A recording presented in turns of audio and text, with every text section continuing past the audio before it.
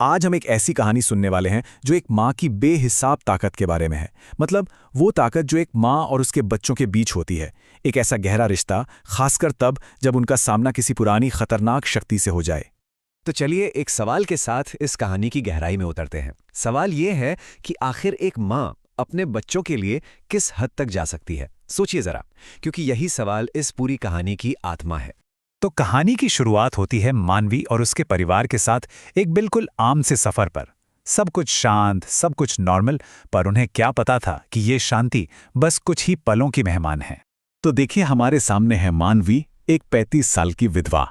अपनी कार में उसके साथ हैं उसके 2 बच्चे, 10 साल की बेटी रिया और 5 साल का बेटा आरुष। वो लोग मध्य प्रदेश और तेलंगाना के बीच एक बिल्कुल सुनसान जंगली सड़क से गुजर रहे हैं। मकसद बस इतना सा है कि अपने होमटाउन वापस जाकर एक नई शांत जिंदगी शुरू की जाए।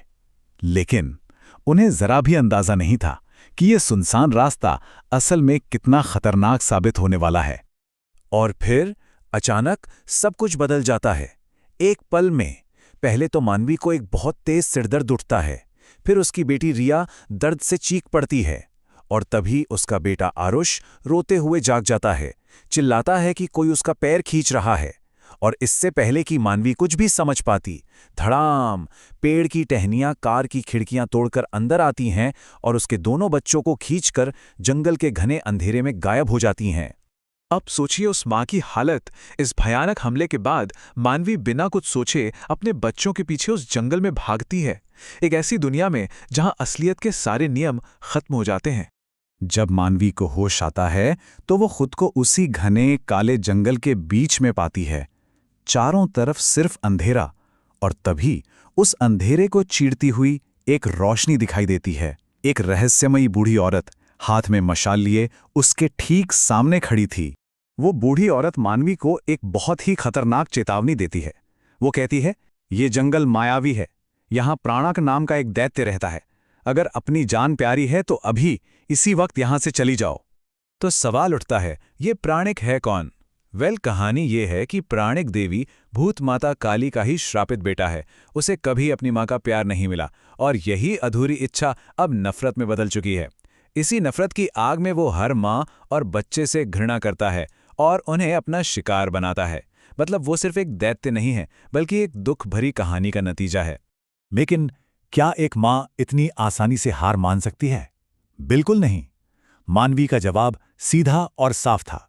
उसने कहा, मैं एक माँ हूं, अपने बच्चों को मैं नहीं छोड़ सकती, भले ही इसके लिए मुझे अपनी जान क्यों ना देनी पड़े। और बस यहीं से एक आम माँ के एक नायिका बनने का सफर शुरू होता है।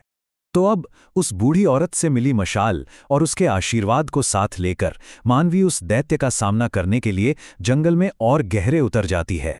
जंगल के बीचों बीच एक खुली जगह पर पहुंचकर मानवी जो देखती है वो किसी के भी होश उड़ाने के लिए काफी है। वहां एक बहुत बड़ा पुराना पेड़ खड़ा है, जिससे मानो काली ऊर्जा की लहरें निकल रही हों, और उसकी जीती जागती रेंगती हुई टहनियों में उसके दोनों बच्चे फंसे हुए हैं। और ठीक उसी पल उस पेड़ के पीछे घने अंधेरे में 2 अंगारे चमकते हैं, 2 लाल आंखें। प्राणक आ चुका था। प्राणक का हमला बहुत ही भयानक और ताकतवर है। जमीन से अचानक टहनियां निकलती हैं और मानवी को जकड़ लेती हैं। उसे हवा में ऊपर उठा लिया जाता है और वो पकड़ मजबूत होती जाती है, इतनी मजबूत कि मानवी की सांसें उखड़ने लगती हैं।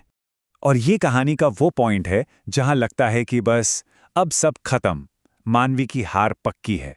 लेकिन तभी कुछ ऐसा होता है जिसकी किसी ने कल्पना भी नहीं की थी। एक दैवीय शक्ति सब कुछ बदल देती है।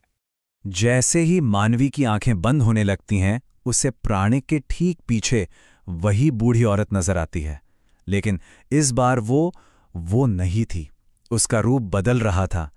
वो देवी, भूत माता काली का रौद्र और भयानक रूप ले रही थी। मतलब वो बूढ़ी औरत असल में खुद देवी थी, जो शुरू से ही मानवी को रास्ता दिखा रही थी। और यहां पे एक हैरान कर देने वाला बदलाव देखने को मिलता है।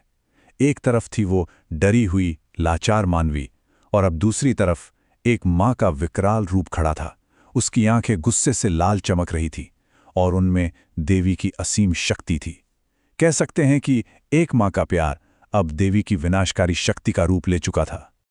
और फिर एक जोरदार ताकतवर चीख के साथ मानवी उन सारी टहनियों को चकनाचूर कर देती है जिन्होंने उसे जकड़ रखा था। वो आजाद थी। अब वो कोई शिकार नहीं बल्कि खुद एक शक्ति थी जिसे हराना नामुमकिन था। तो अब पासा पलट चुका था। मुकाबला अब बराबरी का नहीं था। दैव्य शक्ति से भरी मानवी अब उस दैत्य पर पलटवार करने को तैयार थी। वो जमीन पर पड़ी मशाल उठाती है और सीधा प्राणिक के उस पुराने श्रापित पेड़ की जड़ों में आग लगा देती है। यानी वो दैत्य के घर को ही उसकी कब्र बना देती है। और इसका नतीजा जाहिर है विनाशकारी था। जैसे ही वो शापित पेड़ जलना शुरू होता है, दैत्य दर्द से चीखने लगता है। पेड़ की टहनियां कमजोर पड़ जाती हैं और रिया और आरुष को आजाद कर देती हैं। और बस कुछ ही पलों में वो पूरा पेड़ और उसके साथ साथ प्राणक भी जलकर राख हो जाता है। लड़ाई अब खत्म हो चुकी थी। भूत माता काली एक आखिरी बार सामने आती हैं। वो मानवी के सिर पर अपना हाथ रखती हैं, उसके पूरे परिवार के जख्मों को भर देती हैं और फिर सुबह की पहली किरण के साथ ही कहीं गायब हो जाती हैं। तो मानवी की ये पूरी कहानी हमें क्या सिखाती है? यह हमें एक ऐसी ताकत के बारे में बताती है जो शायद इस दुनिया की सबसे बड़ी ताकत है, और वो है एक माँ की शक्ति। और इसी एक सवाल के साथ हम इस कहानी को यहीं खत्म करते हैं। क्या सच में एक माँ की ताकत से बड़ी कोई और ताकत इस दुनिया में है? ये एक ऐसा सवाल है जिसका जवाब शायद हम सबके दिलों में कहीं ना कहीं मौजूद है।